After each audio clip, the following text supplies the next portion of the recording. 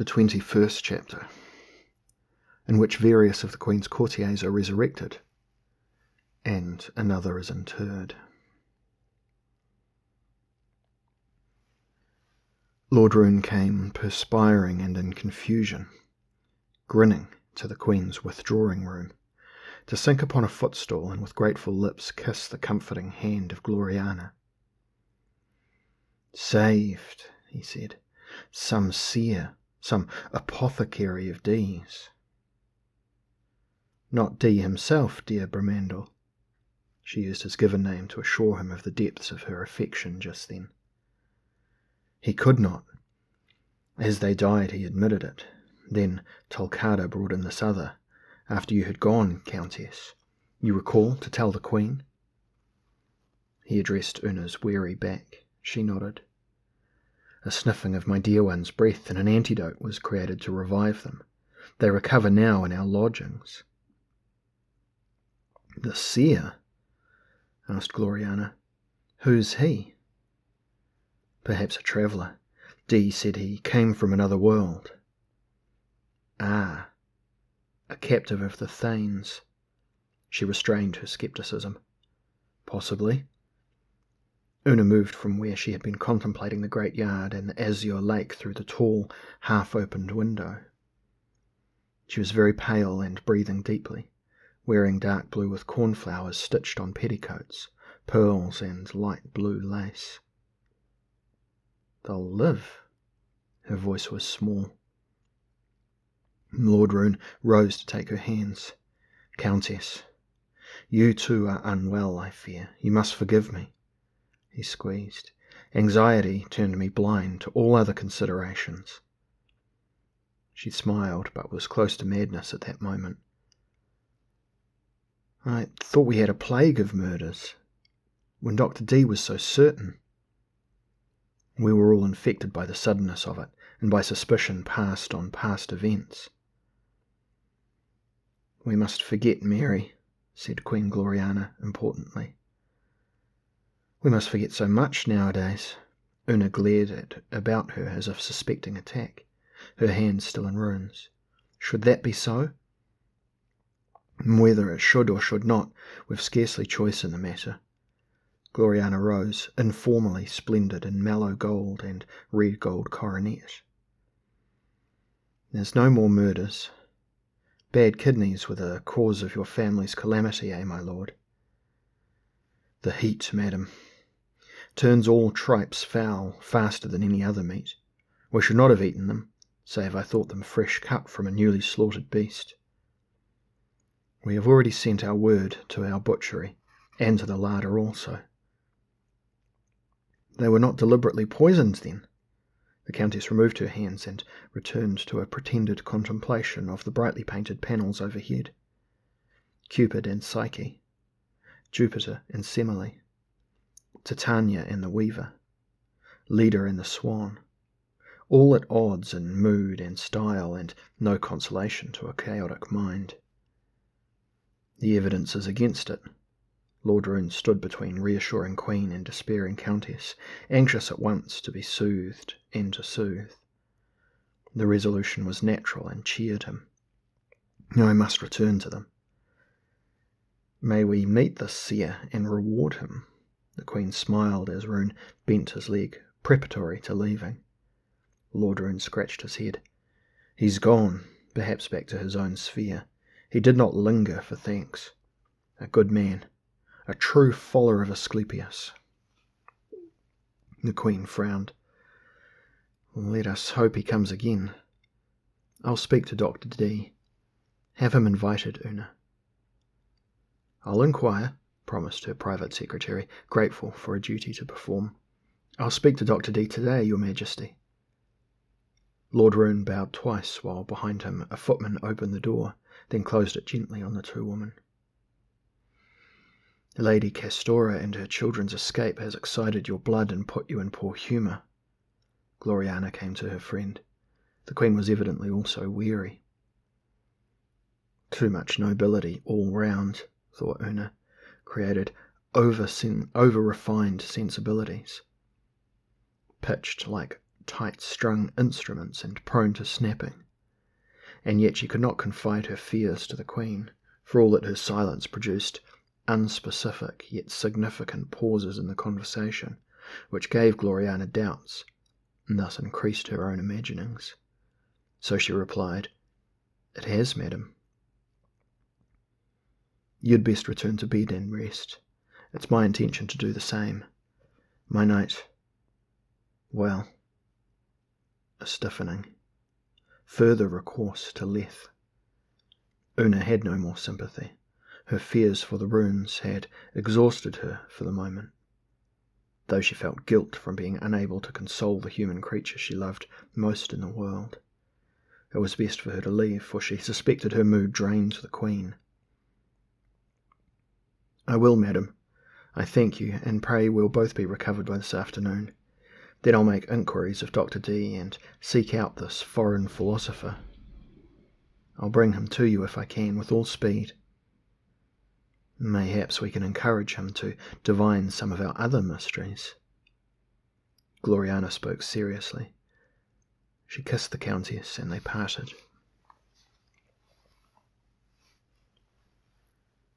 Una of Skaith returned to her apartments, noting how merrier was the general mood of the presence chambers as she went through, and wishing that she could share in the atmosphere. Resisting her impulse to warn them of the danger she guessed threatened the whole court, but which she could not name. She saw the outer palace as the surface of a sunny, lovely pool, in which bright little goldfish swam, unaware of the lurking predator in unseen, weedy deeps. Now that Lord Roon, from mercy, could not be recruited to help flush the monster, she yet feared to seek allies elsewhere. None at this moment could be trusted for silence, and discretion, though her temperament hated it as that which destroyed more than it protected, was of the greatest necessity until Tallow's murderer, and she was certain Lady Mary's, was identified. She must have perfect proof and knowledge of where to strike, or he'd be lost again in those secret, unwholesome tunnels, escaped forever. She took the wide, curving Queen's staircase, on which courtiers, including Sir Amadis Cornfield and Master Oberon Aurum, passed the time of day wittily and cheerfully, down to her own lodgings, lower floor, there to dismiss Elizabeth Moffat and her other maids, changing into the costume she had come to associate with her foreboding and her fresh discovered melancholy. Her hose and doublet, her sword and boots. The weapons could be used. She added 2 daggers to her belt, for she had once trained in arms as a girl in Skaith, and more than once an Amazon in full armour had entertained the Queen in the Accession Day tilt. This year she was to play the peasant knight in Sir Tancred's stead. She dismissed these expectations, went to her writing desk, considered a note, then left quill on empty paper and pushed the chair to the place it had occupied when Tallow came through. There were bloodstains to be seen still on a tapestry, if the eye sought for them. She pulled away the grill, considered putting it on the bed, and then remembered discretion. From a basket brought by a maternal Elizabeth Moffat, the little black and white cat mewed, as if to warn her. She stroked his head, pondering the problem of leaving an unwanted trail. She took a long cord from one of the bed curtains and tied it to the grill, looping the other tasselled end about her wrist. Then she returned to the chair, a candle and flint and tinder in her purse, to stand there, to put her hands upon the ledge, to scramble, feet snagging in the tapestry, so that to her dismay it came partially loose from its moorings. But she was up, and would have to risk the tapestry's clue. She squeezed through the hole, the grill bumping and following behind on the cord, to clatter against the gap as she passed down the tunnel. In dust and rubble she wriggled on until the passage widened and she could turn, drawing the cord to close the panel and securing the loose ends to a piece of jutting beam which stuck from the stones. Her means of entry disguised, and her means of return assured, she continued in darkness for a while, moving by memory along the route that last night brought the dying tallow to her. She lit a cautious candle and found herself in the narrow passage, able to stand upright. She wished she had thought to bring a dark lantern, for a candle could betray her. She crept on a short distance and then drew her sword. This action reassured her. The balance of the steel in her hand gave her the illusion of invulnerability, and thus she progressed on lighter feet until she reached the gallery with its little prison chambers off to one side, where the carvings seemed no longer quaint but menacing. More tunnels. Another gallery. And then, leading from this landing, a stairway into a wide, dark, deserted hall which might, 2 or 3 centuries earlier, have led to an outer door. Mistaking this for the hall to which Tallow had led her and the Queen, she descended the stair to a midway landing and then peered over. The hall was smaller than she had imagined, and unused. Albino rats rose on hind quarters to stare at her with pink, unfrightened eyes. She began to return up the shivering staircase to find her bearings. There came some scufflings which she ignored, ascribing them to the rats. She heard a whisper which could be either human or bestial in origin, but it was of a sort she had detected on previous adventures, so she was not discouraged.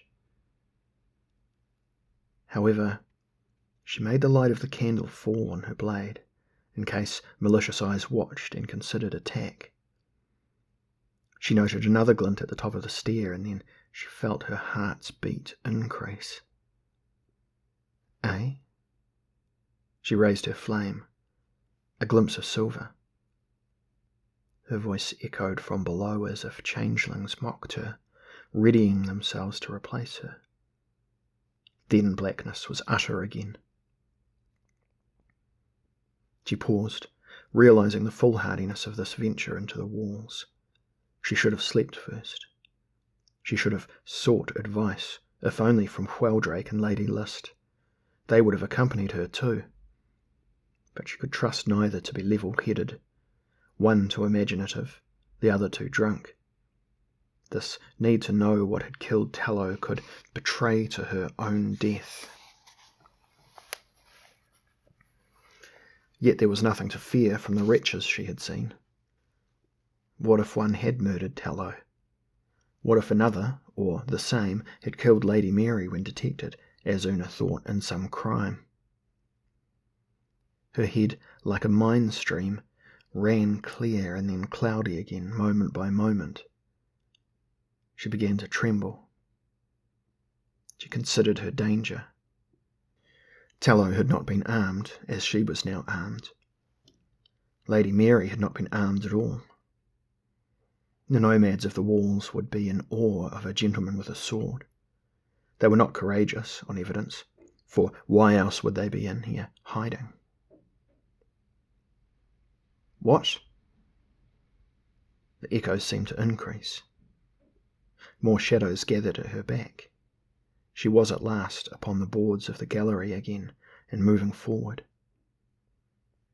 She felt the presences fall away, and she was alone once more, calling herself a fool, panicked by a childish fancy.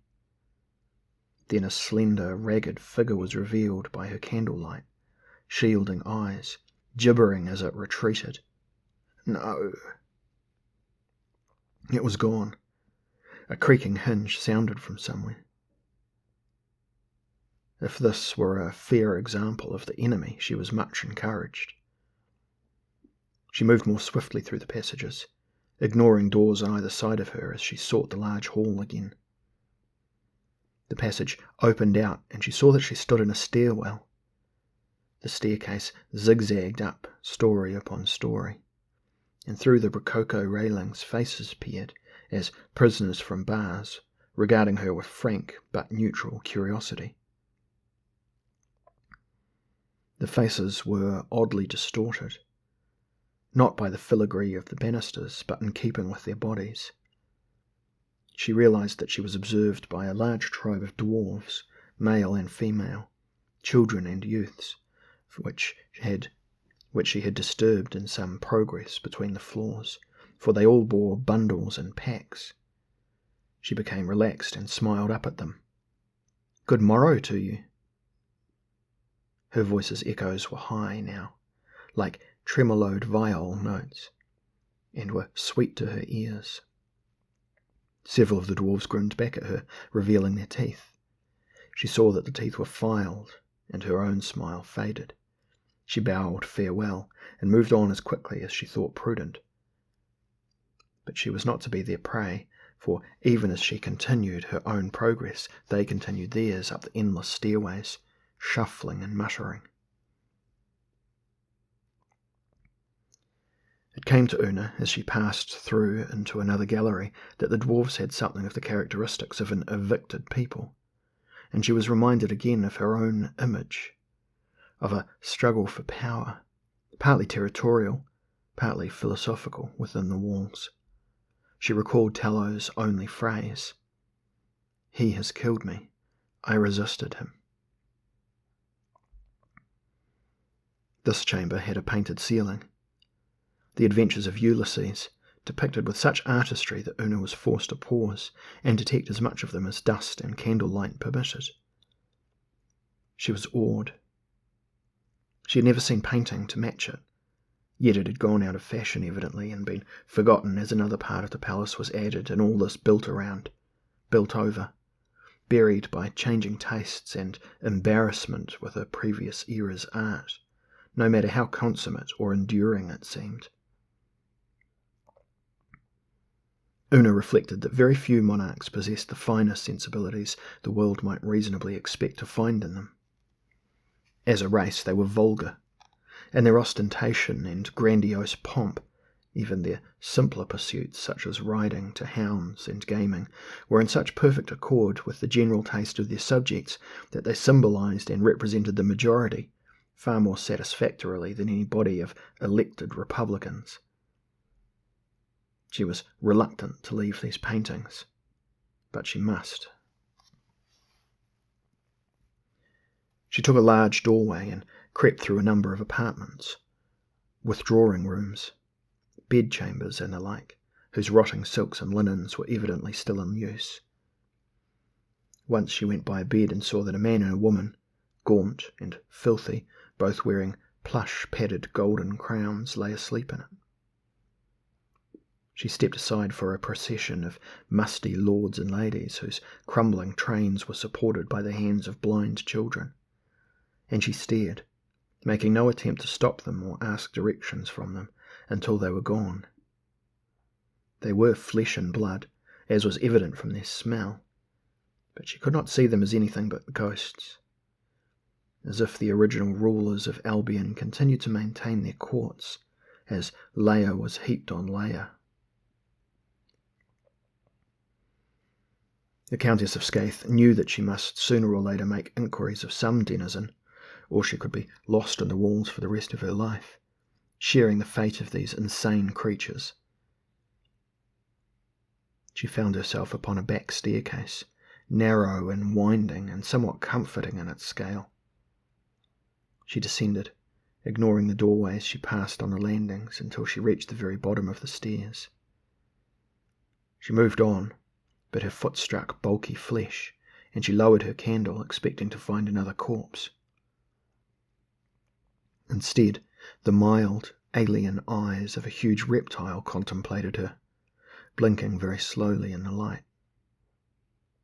A hiss, the opening and shutting of the long red mouth once.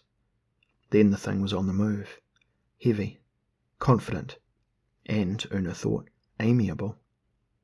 She considered following it, as a lost traveller might follow a friendly dog, but it had taken a tunnel too low and too narrow for her to progress in any comfort, and she did not think it wise to risk meeting a herd of the creatures. As she turned away, seeking another door, she saw a girl standing by the simple, cleanly garments of a country maid. standing close by and staring at her in wonder. The girl was, in contrast to all others Una had seen here, so ordinary as to seem abnormal. "Sir, do you come to help me?" "Help you?" Una hesitated. "You need it?" "I?" The girl lowered her eyes. "I hoped. But there's none in this frightful place who has the courage." "Well, I'll help you if I can." Una stepped up to her to peer into the features, to find out if they were real. "But you must help me, too. How do you come to be here?" "My father brought me, sir, to escape creditors. He thought we should be safe. He had heard of the entrance from his grandfather." The girl began to weep silently. "Oh, sir, I have been here a year at least." "And where is your father?" "Dead, sir, slain by the infamous Lord Evius and Piscus de Amville." "Hearn's henchman, alive?" "Old, sir, but surviving here, by retaining habits learned at court. Montfaucon sent them to Lydia to fight in the war. They were killed by brigands. They returned in secret after King Hearn's death, and have been here ever since." The maid dropped her voice. "They have men at their command, a few but bloodthirsty, and rule a great territory." "This is part of it?" "No, sir, this was once the kingdom of another disgraced knight, lately slain." "You know a great deal of what goes on within the walls. If I help you escape, you'll be my informant?" "Willingly, sir." "There is a hall somewhere, I think nearby, but I am lost, where families camp. Do you know it?" "I think so, sir." "And you have heard of Geoffrey Tallow?" "Aye, sir, he's his own master. He was kind to me." "Well, Tallow inhabited this hall, or so I'd guess." "Well, then I know it, sir." The maid took Una's hand. "Come, it's safe to go that way." "I can find our way back from there." Una felt that it might for a moment be enough to save this young girl from death and return her safely to the outer palace. There, too, she would have to witness what might be found within the walls. She would have a witness to what might be found within the walls, enough evidence to make Gloriana agree to send in expeditions, to arrest the tyrants, to save the persecuted. But even as she thought this, she wondered at the enormity of it. And would Gloriana accept the need? Perhaps, for generations, her family had allowed this microcosm to exist, the denizens of the walls being some sort of sacrifice to the dead ancestors who had built the original houses, courtiers to attend to so many royal ghosts. The young girl led Una swiftly and surely through the twisting corridors, to pause at a door, to bite her lip and look inquiringly up at her benefactress. "Here, sir, I think." Cautiously Una pulled back the door. It creaked. There was familiar firelight behind it. She opened it a foot or two and recognized the huge hall. But it had otherwise changed, for in the centre there was now erected a dais made of slabs of granite and marble which had been hauled from a dozen disparate sources. For some were plain, while others bore sections of elaborate bas-reliefs. And mounted on this crazy dais, the components of which formed irregular steps, was a barbaric ivory chair, evidently of East Indies workmanship, intricately carved with scenes of martial glory and amorous conquest. And there was a figure lying back in the chair, its face hidden in a hood, its hands hidden by long black sleeves, its feet hidden by the folds of the skirt. And fitted over the hood was a tall spiked crown, a crown of steel and diamonds and emeralds, a war crown, of the sort one of Gloriana's distant ancestors might have taken into battle with them. And replacing the nomads Una had first seen here, there was now a noisy concourse of ragamuffin gallants and fantasticos, painted, whorish woman who, with trays of gold and silver, waited upon this hooded monarch of the dispossessed, who might have been Death himself, and who certainly possessed Death's power over this posturing rabble. In their filched finery, their antique mouldering costumes, which looked to have been stolen from corpses, they might have been corpses themselves, raised by the Lord on the ivory throne. Was this sorcery? The young girl spoke innocently, and far too loudly for Una's peace of mind. "Is it the place you sought, sir? Are we safe here?" "It has changed." Una put herself between the rabble, which had fallen silent and was staring at them both, and the girl. The hooded creature raised a mysterious arm, apparently beckoning them towards him. "Whom do I address?" demanded Una, remaining where she was. She was full of fear now. Then the maid was running forward, running to the throne through the parting crowd, up the steps to kneel at the feet of the hooded figure, to huddle there as if secure. Una pushed against the door through which she had entered. The door would not move. "I've been tricked. Lured by a witch, eh?" Una spoke with crazy irony. "What are you, all of you?" Again the apparition in the throne gestured, and the mob began to converge upon her. She threatened with her sword. Rusty blades were produced. Diseased hands reached out for her. Faces corrupted with sores and boils leered at her. She fainted again.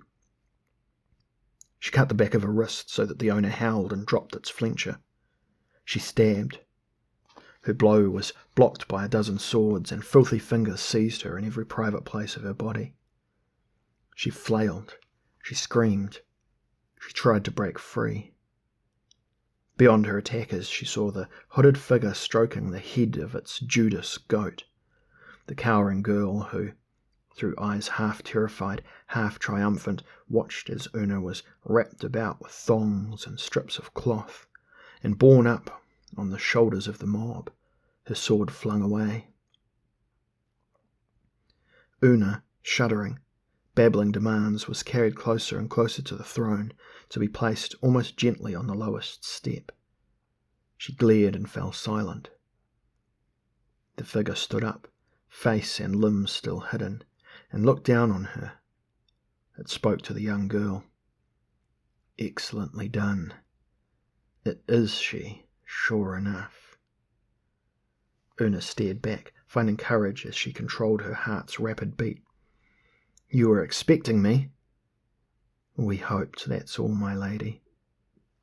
You are the Countess of Scaith, the Queen's closest friend. Dark, Una, the deceptive truth." "Well, truth, sir, is a mirror. Peer away." Una disdained to struggle in her filthy bonds. She had become cool. Her captor seemed amused by her answer. "The best of all of them. Better than Montfaucon even. An enemy to fear. Well, madam, we've a use for you. Not much, really. You might keep the old man quiet." "Do you find madness embarrassing?" "What?" His question had been rhetorical. He signalled her dismissal, and again she was picked up, carried through the shifting shadows of the hall, along a short passage. A barred door was opened. She smelt ordure, the stink of a human being who had been incarcerated for some time. She heard an animal noise, a shriek, a roar, a rattling of iron. The mob laughed as she was hurled into the room to land on rotten cloth, and one of them cried out with considerable relish, "Here you are, old man. Here's what you need to calm you down. It's a woman, all to yourself." The door was shut. A key turned, and Una in the darkness, listening to the inhuman noises issuing from the creature which now, through reeking straw, slowly advanced towards her.